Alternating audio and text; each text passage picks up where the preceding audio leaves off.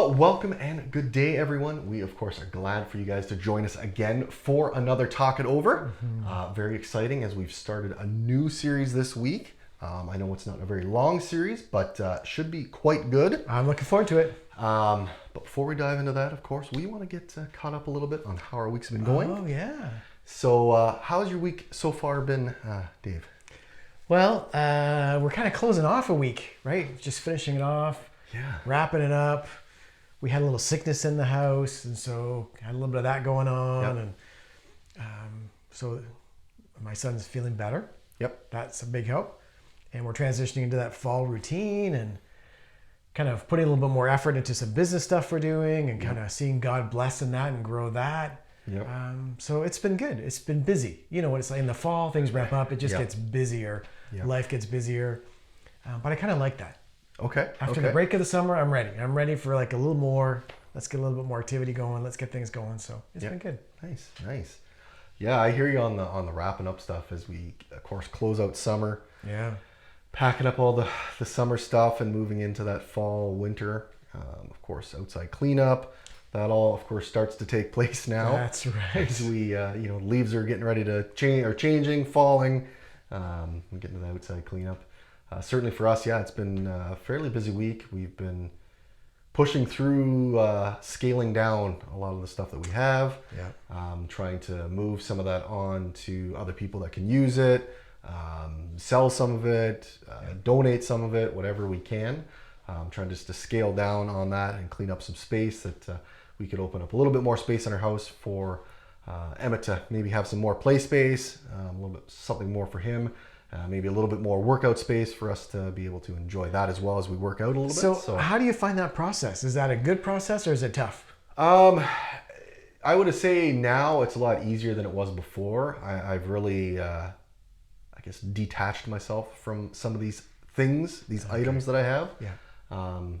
That we pulled out a box, and one thing was this teeny beanie bear that I got years ago. Oh yeah. And I have literally no emotional attachment to this thing. You're over it. Leanne's like, so what do you want to do with it? I'm like, get rid of it, sell it. I don't have an attachment, but it's sitting in a box, just right.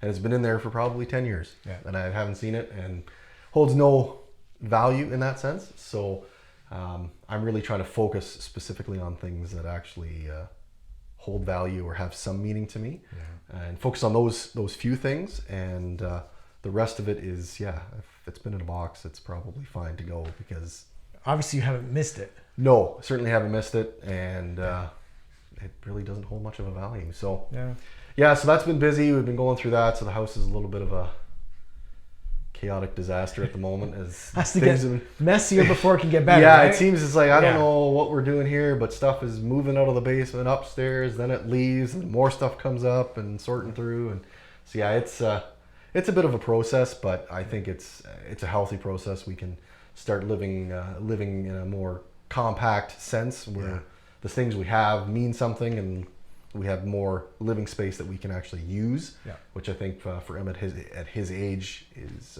certainly more beneficial for him, that he would be able to use that, and we also can use that for us to, as we go into the winter, for running outside in the freezing cold, slippery ground is not real nice. So it's nice to be able to spread out a little bit, have a little bit of room in the house. Have a little bit of room and be able to enjoy the space that we've created, so kind of looking forward to that. That's exciting. So really been good. So. Oh, and I didn't mention, we had talked about I need a ladder. I was going to borrow your ladder. That's right. I ended up renting a ladder. Okay. From Home Depot. Yep. Got that home on the van. Okay. 32 foot. That's a big ladder. That got me up to the roof, let me tell you. Yeah, I imagine it would. And everything looked good. So I don't know.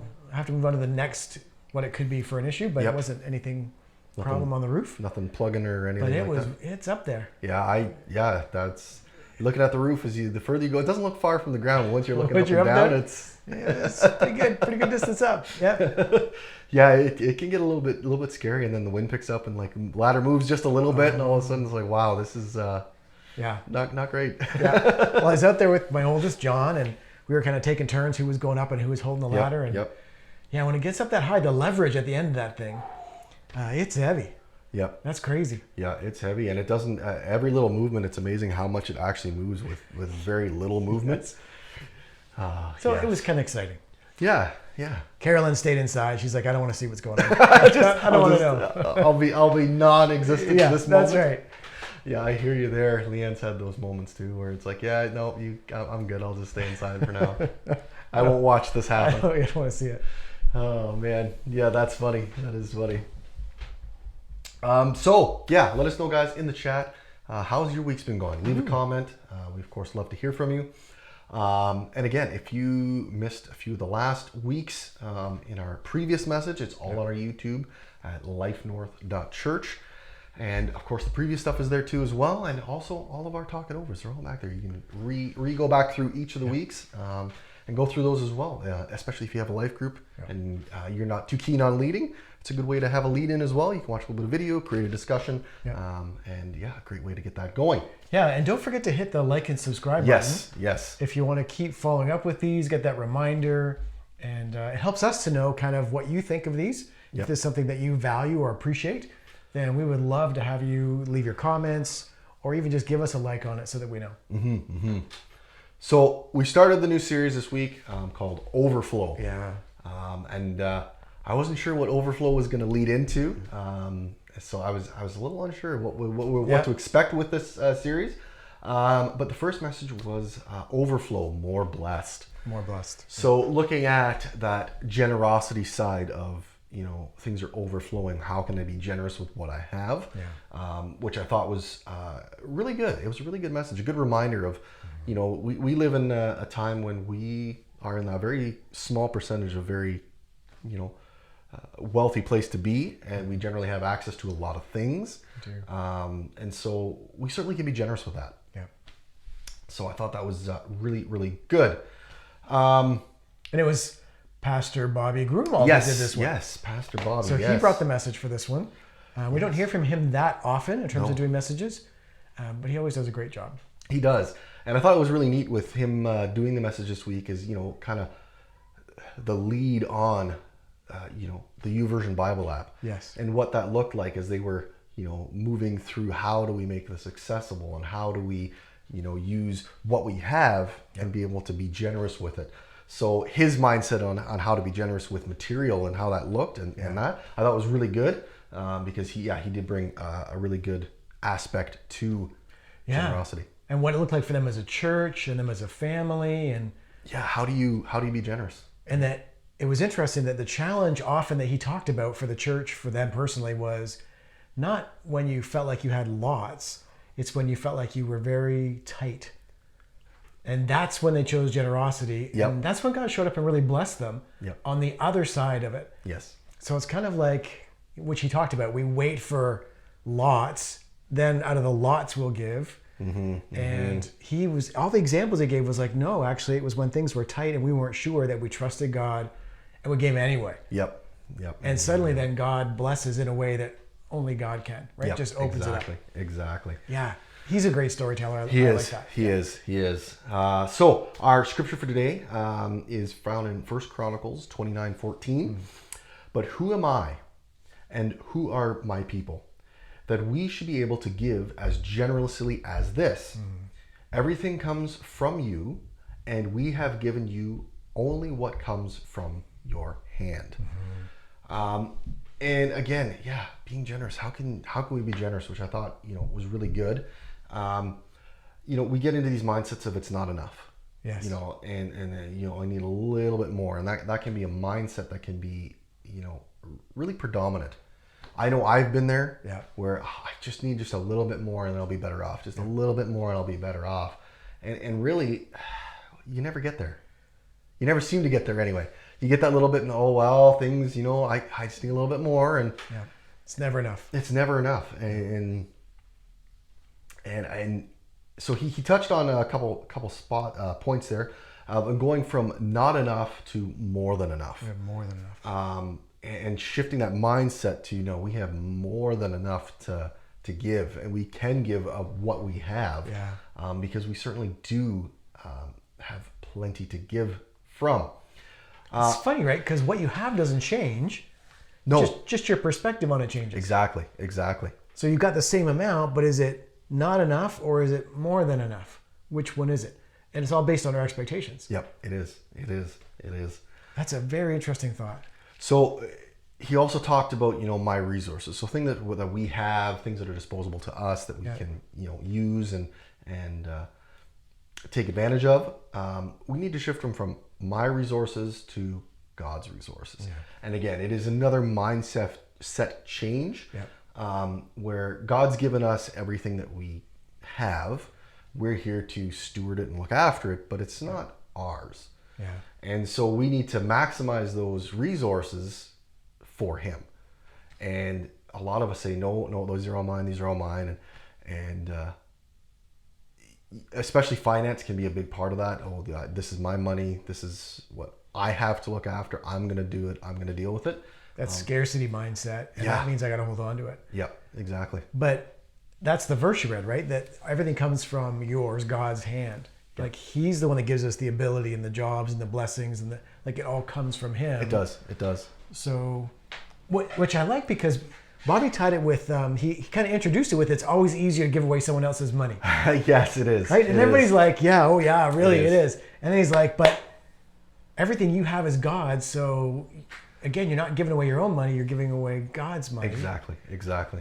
So it actually makes it easier. It's a perspective change again. Mm-hmm. Very cool. Mm-hmm.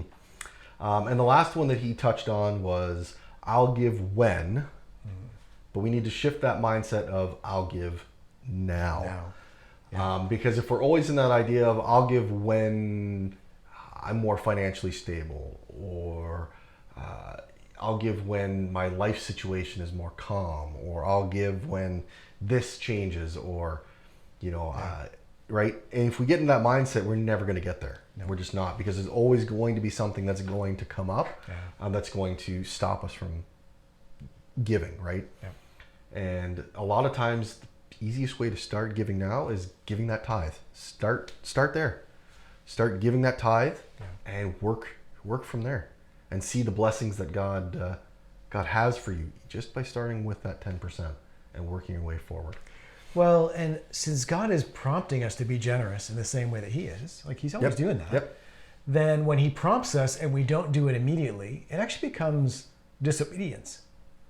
It's like, you're asking someone to do something like Emmett. Yep. And Emmett's like, I can't right now, I'm doing this instead. Yes. Right? Your response is, no, this is a priority. I've asked you to do it now. You need to do it. Yep. And that's what God does with us. I've asked you to do this. You need to do it. And we're like, no, I have to wait. It's going to be later. Yep. So it kind of becomes an obedience issue too. Mm-hmm, mm-hmm. Yeah. So those 3 points, excellent way to kind of break down and open up what it means to be generous and looking at the mindsets that a lot of us, tend to lean to, and trying to, change that mindset to be more generous with what we have. And how easy it is, even though you've got that mindset for a while, to have it kind of drift. Yes. And you need to be pulled back again. Yep. Yeah. Yep. Which is why life groups, the church, that's why this is important. Yep. Because we're around people that remind us of the values and perspective that God has. Yep. Because we're playing tug of war with the world. Oh yeah, every day. In terms of our perspective and our thinking. Yep. Yeah, it's easy to have that world say, no, it's more for you. You need to have you need to, right? Surrounding yourself with people that share the same values, the same, beliefs, the same mindsets, certainly help refresh that, as those pulls can really be difficult to resist sometimes. It is. And I like that because we get to have conversations about it. At worship. Yep. On Sundays, in life group. And just in the conversation, it kind of refreshes me and is like, this is important. Yep. Like, remember to prioritize this. I just appreciate that. And then you get another perspective on it that even pushes you a little bit further. And it's good. It's really good. It is. All right, so we're going to dive into some of these questions here today. And we're going to get started with one here, which I think is a pretty good one to start with. How easy or difficult for you, Dave, is it to be generous? I have never struggled on the generosity side. I like to be generous. I like to give gifts. I like to bless people. I like to give things away. I always have. So I was on the other side. I was not a good steward of my finances and didn't really prioritize earning. And so I often didn't have much that I could give away. Ah, okay. So I'm happy to bless them, happy to pass it on, but sometimes I just didn't have it. And so as God has kind of helped us to follow his principles with money, and we actually have been able to be living under our means and have extra. Yep. I can be more generous, and I enjoy that. I like to bless people. Yeah, for me, definitely growing up, I was on the other side of that. I was on the very more scarcity, not enough. And so being generous was more difficult. But that led me to be very stewarded with my money. And so I would be very saving and putting away and not spending on stuff. And so that got me to a point where I had, it allowed me to, get through school, do things like that. But I had certainly missed out on those opportunities to be generous with the people around me that may, needed some help, some assistance at that point. And I missed that. And of course, my relationship with God at that point was very distant. So it was easier not to be generous because I didn't have a different mindset about it, right? Yeah. So certainly I've become more generous with what I have, and certainly continuing to work on being more generous. See, now, Pastor Craig talks about this because he has a similar temperament and background to you. Yeah. And he still talks about sometimes it's a real struggle. Do you find sometimes you have to wrestle with it? It can be, yeah. It certainly can be. There'll be things that pop up that are like, my wife is like, "Oh, this would be great," and I'm like, I don't know. Yeah. But that does open up a good conversation for us to have about, are we on the same page? And he talked about that today, about his wife and him never, fighting about money, because they always talk about where money's going, right? Yeah. And that's, again, something that I do with my wife. We talk about where the money's going, who's spending on what, and we never make, a big purchase without discussing with each other. It's always very discussed on what we want to do, because we know if we are on opposite sides and one makes a decision, that only leads to conflict, animosity, tension, thing between each other, and we don't want that. And money's a very easy one to really stir that up. So being, open about where things are going has been very helpful with that, which then allows us to be generous when things pop up. Where I'm like, oh, I want to do this. Okay, we need to talk about that, because we want to make sure we're stewarding the money that God's given us and where He wants it to go. That it's not just an impulse that we want to give to, right? So you've got a check built in with your partner. Yes. Right, with your spouse. That's really wise, I think. Yeah, it's been super helpful. Finance, again, we don't argue about finances because we're on the same page with the finances. So that makes it quite easy for us. But that's not to say we don't, have our arguments or, disagreements about things. It's just not around money. So in this message, Dave, was there a part of it that you found very impactful, something that really spoke to you? There was a few of them. I think the one, ironically, was not about it was prompted by generosity, but it was when he told a story about his wife. Bobby told a story about his wife being prompted in a service to give extravagantly, and wrote a check for everything that was in their checking account. Yeah. Because she knew it was about her heart. Yes. And she had come to rely on the money that they had set aside in their checking account, which had grown to a pretty good size, to be like, that's what I can depend on. This is what I put my faith in, that we're looked after. I've got my security in the money that's in the bank account. And God prompting her, and her actually responding to that and saying, okay, God, I'm going to be obedient. I'm going to do it. And writing the check for everything in the checking account. And I thought, wow, to actually hear God's voice and to be obedient and respond right away. Yep. And then talking about it in the car later with Bobby. Yeah. And being like, oh no, how's that conversation going to go? And him being, I'm so glad that you knew this was something that was holding you back in your relationship with God. And so you needed to give it over, and I'm very supportive of that. Yep. And like, what a beautiful encounter, and how really that's my heart for everybody every week. Right? Every week as we get together as a church, that, man, we would be open to that. And whatever it is, whether it's finances or anything else. Yes. Like, you hear from God, and I just surrender and I obey and I do it. That was just beautiful. I quite like that. It was interesting because she wrote the check, not questioning or wondering about how the bills are getting paid, how we're paying for groceries this week, how we it wasn't. She didn't even think about that. It was just God prompted me. I need to do this, and so I thought, I agree. It was quite an impactful moment for sure in the message. But for me, it was like looking at, okay, well, changing that mindset about being generous and removing that scarcityness, because for me, that's always been a big one. Yeah.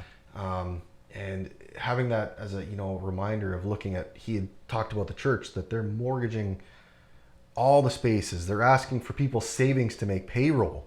Yeah. And they're like, oh, I don't know how we're going to do this. Well, why don't we, give our resources. Oh, it's a great way for revenue, but no, it was give it away. And then he's thinking, well, how are we going to pay for this? How are we going to, because this is going to cost us money to make this happen. Yeah, it's crazy. Money that we don't have, right? Yeah. Right? So you have no money even to pay your staff hardly, but you're going to put more money into giving away resources. Yeah, which I thought was something else. And so that for me was a big impactful moment of, they're just trusting God, even though they know they can't afford it at all. Yeah. They already know they can't, and yet they're going ahead with it. And I guess the other side to that was his story about Orville. Oh, yeah. And Orville Rogers, and how this guy, giving you the figures over his lifespan of he'd made $1 million, and over that span he'd given away $35 million. And this, of course, is God math that doesn't make any sense. That's right. And he talked about generosity is just this. It's crazy generosity. Just doesn't make sense. It just doesn't make sense. And it didn't make sense for him. But he was giving away with just that generosity of knowing that God's got it all figured out already. Well, it's interesting because I was thinking about this past week. I didn't realize this was the message. And thinking about how we view generosity. And how, there's this, in our world, there's this so much wealth to go around is what people think. Yes. And so I'm going to get my part and I got to hold on to it. And I don't want someone else to take it away. And how the truth is that we know as believers that it's not a closed system. It's not like there's only this much. No. Because God is always interjecting more where you're like, where did that come from? How did that happen? Yep. Because God provides and he blesses in huge ways. Yep. And so when we get into that scarcity mindset, it's that this is a closed system. This is all there is. You got to get yours. Yep. And you're forgetting that no, God is actually injecting more all the time into it. He is. And for me, that was a big part of it, was just that reminder that no, he's constantly injecting. It's not, I got to hold on to it. I got to use it to what he's calling me to use it for, and not sit there and try to hold on to it like she was, right? Yeah. That this is my piece. I can hold this. I can manage this. This will keep us safe, just right? sitting on it. This is our bubble. This will keep us safe, right? Yeah. So, just that good reminder. I thought that was it's pretty powerful. Very powerful for me, anyway, for sure. Okay, so what do you think about or feel when you hear the word abundance? What would that be for you? We were talking about this a little bit kind of before we started. Yep. Because I wasn't really sure what that looked like. And I guess abundance for me means extra. And so I kind of default a lot to food. Okay, yep. So over the years as a pastor, I'm often providing food for things that we're doing. And when people know there's an abundance, they're very relaxed. But when people, and I was in youth ministry for a while. So if anybody ever thought there was not enough, people would grab extra and hoard. Yes. And you would do an event and it's like, there's not a lot of pizza there. And you could see people looking at it thinking, I don't know if there's enough. I should grab an extra slice. I'm going to grab an extra, because I mean, I get more later. Yeah. Whereas when there was an abundance, people would look at it and they wouldn't even think about it. No. Because I can always come back. Yeah. And so abundance is like, there will always be more, so I'll just always come back. Yep. Yeah. I hear you on that one. Yeah, for sure. For sure. Oh man, abundance for me, that's one of those things where it's like, you'll give out, it's the extra you have, right? So looking at finances, it's like, oh, okay, so once I have this, then after that is abundance, I can now use that and give that away. Well, I get there, this just, I need a little bit more. And you never get to that abundance. Right. Even though we're already there, we already have plenty to use and give away. and be able to use it in a better way, I find you can't get to that abundance because you feel that you're never going to get there, right? Like it's extra. Yeah, it's an extra, and while I never really have anything extra, right? I need everything. I need everything to pay everything, right? And it's a different mindset when you start looking at it abundantly. But now it's like, for me, it's like, look at the budget. This is what I have. This is what we need. This is what we spend. That's extra. that's my abundance. I don't need that. Yeah. I don't need that to live on. I don't need that for anything else. This is my extra. So when you start breaking, especially for finance, when you start breaking it down and looking at exactly what your expenses are, how much you spend at the end of the month, and what's there, you're always going to have that abundance. So for me, and now it's like, no, I always have an abundance. I don't have. But you have to then adjust your needs. Yes. Because you could increase your needs. Oh, easily. To match it. Easy. So what you're saying is, no, I'm going to be honest with what God says is what I need. And that makes room. Yep. For abundance. It does. And in that need, we can adjust that some of your needs are what you do, and then there's wants. And sometimes you'll change those wants into needs. Yes. And oh, well, now I need this. Yep. When really you don't. It's more of a want. And so having that mindset of, this is what we need to live on, over this is my need, this is my needs, this is my wants. I'm just going to put a few of those in here. And all of a sudden, as you're saying, you're going to start filling that gap. Grows. Right? And so really shifting that mindset into, no, this is what I need. I don't need more. This is all that I have to live on. You're going to find an abundance. Now, could it shift over in terms of abundance, since God is going to continue to supply? Yep. Into, actually, I don't quite have enough to meet my needs, but since God is kind of prompting me, I'm going to do it anyway in anticipation of He's going to provide. Yeah. Certainly you could have that idea that that shifts to, I'm gonna do without it, and He's going to provide for what I need. Yeah. Bobby's wife, right? Yep. With the checking account. It is. So you're actually giving before the money is there. That's a whole nother level of faith, isn't it? It is. It's a different step. It's a different change. It's certainly a big step. But again, for people who have been following Christ, know that He supplies what we need. He's generous. You get into that, that. Yeah. Making that kind of a shift, I think, is it's not as big of a step, because you know He's going to provide. It's scary. Yeah.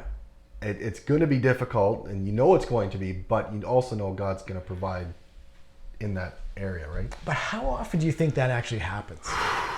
That we actually have to step into, I need God to show up and provide, because I don't have it set aside in my little checking account nest egg. Like, how often do we think we get into that in our society? I would say it's fairly small. Yeah. I wouldn't say it's a very big area for people.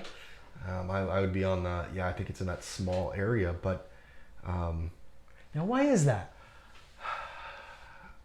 Is it because we're not listening to God? Is it because we're not hearing that challenge from people very often? Is it, why do you I don't know. It is? might be. Certainly not hearing from God, or not taking the prompts, maybe, that God's prompting you for things. Yeah. Putting them aside, saying, oh, no, that can't be, and just kind of. Or if God wants to speak to me through you, and you thinking, I don't want to give Dave that challenge. I don't want to bear that message. Yeah. Does that come up? I think it could. Yeah, I think it certainly could. Because that's, people don't want to bear some of those difficult conversations. Yeah. And trying to challenge, because it can be difficult. Yes. Sometimes people feel it's going to strain the relationship. Now, depending on how the relationship is prior to, maybe would adjust that. But so for Bobby and his wife, where they had agreed never to spend more than $100 and not talk about it. Yep. And she empties her checking account. Talk about a strain. Yeah. But him having the view of, that's great that you listened to what God prompted you to do. Yeah. I think that's a big part of that, because I think it's easy to default to, why did you do that? Like that literally in society, that makes no sense whatsoever. You would ever want to do that. Well, even in our little group watching church today and being a part of the service, you hear gasps. Like, Yeah. she did what? Yeah. Like, you could hear people like, whoa, just taken aback that was Yep. such a big deal. Yep. And then Bobby saying, like, you're wanting to know how I responded. It was this. But I guess we have to trust people. So if you're going to challenge me Yep. and say, you know what, I think God's maybe challenging you that you need to take a step and go beyond. Yep. You've got to trust that I'm going to respond kind of like Bobby did with well, True. I appreciate that you're willing to tell me what God put on your heart because True. I want to know what God's saying. Yeah, exactly. So yeah, what a great message that we of course had today from Bobby. Excellent. I think this series is going to continue to be a really good one as we continue to unpack a bit more of what overflow is all about. Yeah. But I think we are at the end of our time here today, so we're going to close it off there.